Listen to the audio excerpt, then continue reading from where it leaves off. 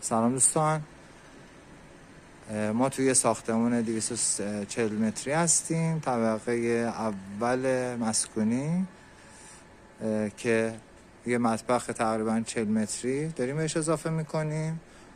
داره اضافه بنا بهش اضافه میشه با سازه LSF.